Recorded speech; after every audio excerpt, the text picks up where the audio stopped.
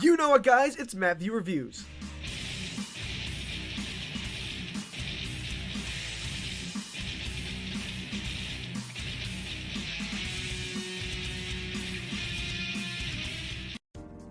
Hello everyone and welcome to Mattview Reviews. Well, today we'll be having a look at Rock Dog, which is directed by Ash Brannon and is produced by Wade Brothers Entertainment and Mandu Pictures, along with the majority of the animation being done by Real Effects. This film is actually based off of a Chinese graphic novel titled Tibetan Rock Dog.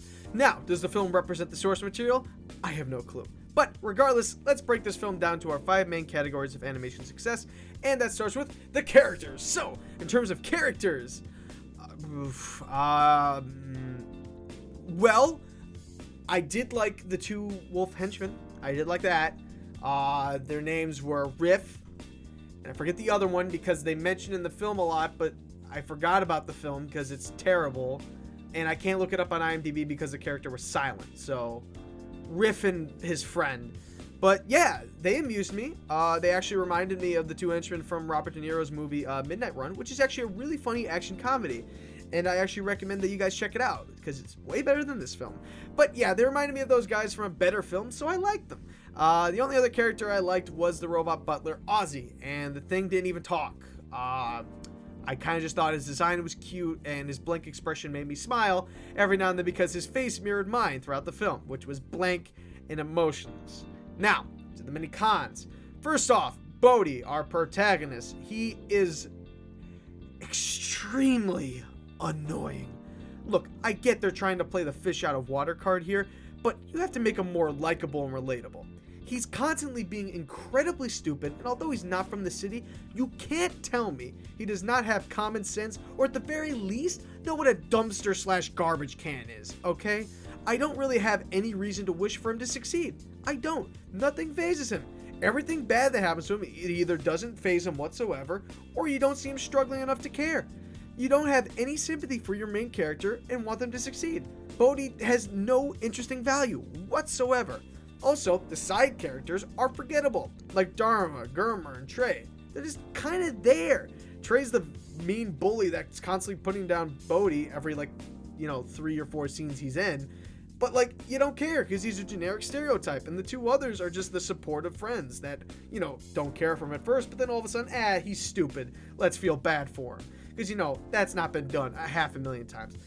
Also, let's not forget to mention how stupid Bodhi's father, Kampa, and the wolf villains are, actually. They're all incredibly stupid. First of all, the father goes to extreme lengths to make his kid quit his dream, which goes to pretending to be a wolf to scare him into thinking he should protect the village, only for the village to get accidentally burned down because of his actions, and then be mad at Bodhi for it. Common sense, yeah, that's perfectly makes sense. Not a problem whatsoever.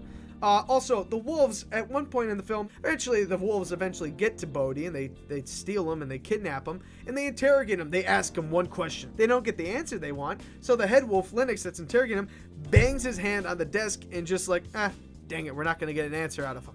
And then because he's drowsy, he gives him the answer anyway. It's at the beginning of the film, when you're introduced, you're talking to your mom about breaking a guy's kneecaps.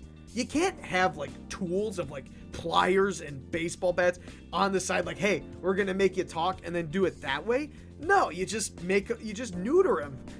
Pun intended, I guess, or joke intended, whatever you want to call. I'm mad. Let me go. Anyway, they are pathetic villains, pathetic mobsters. I don't care for them. I get they're comedic. You don't even care either way. Next, let's move on to the voice acting.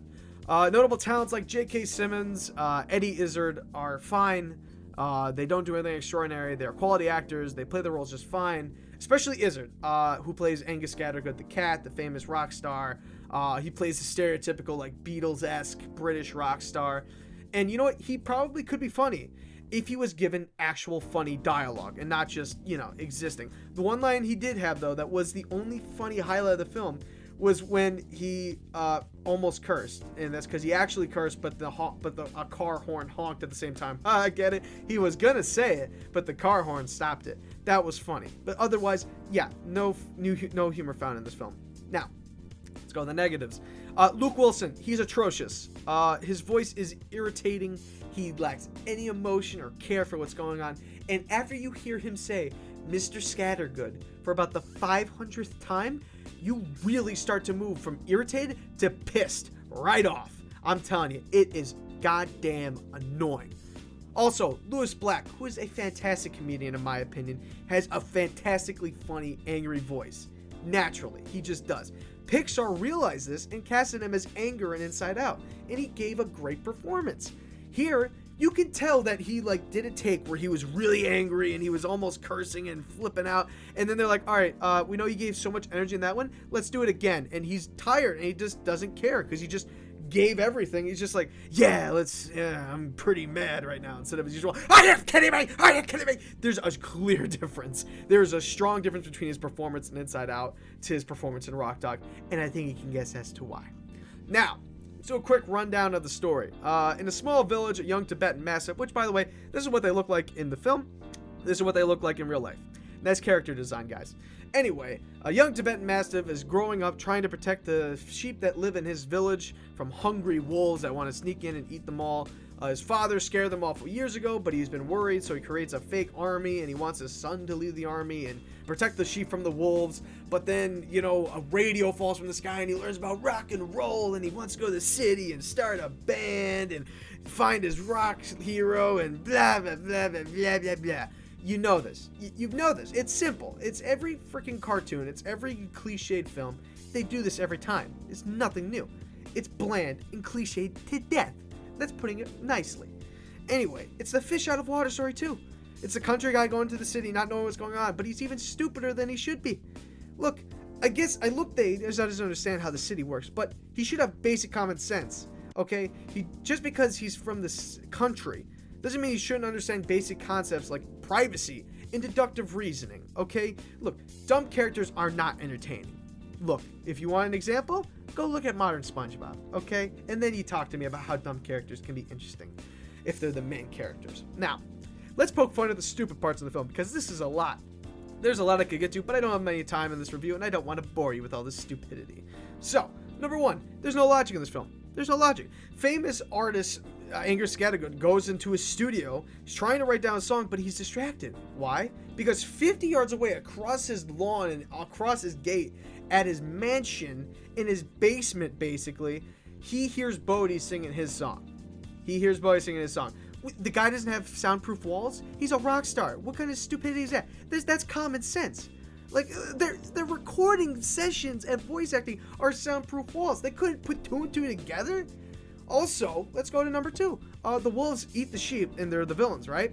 Then why do crocodiles, leopards, and bears happily live in the city? What makes them so different? They don't explain that. They're just, they're fine. They're cool. They eat ramen noodles and shit. No difference. It's dumb. Number three.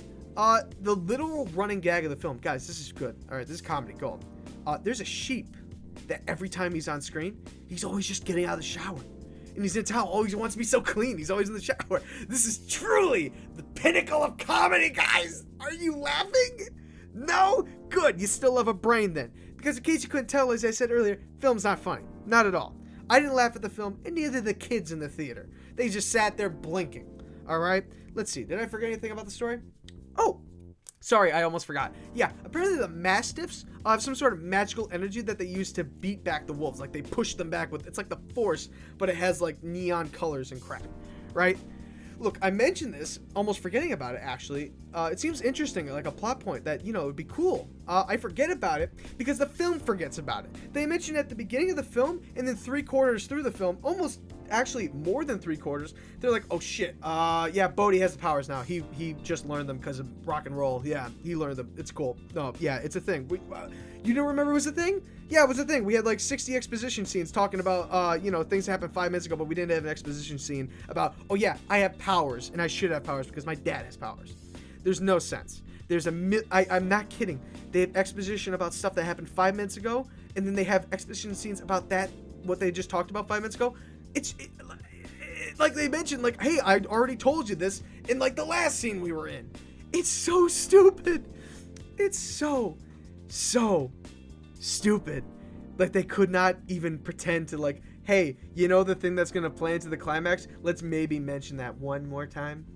Just one more, because honest to God, I was in the theater and I was like, what just, Oh, yeah, they have that. Oh, God, I forgot. My bad. Yeah, no, it's the film's bad. Whew. Alright, now to the animation. The opening sequence is 2D.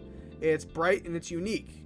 That should have been what the film looked like, but no, we get the, the crappy looking CG, low level budget crap.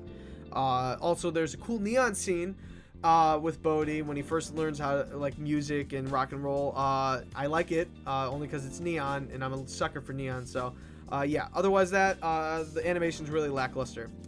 There's no depth. Like every like texture, like if there's like panels, like like on a roof, you would see like a little depth. There's nothing. There's stone.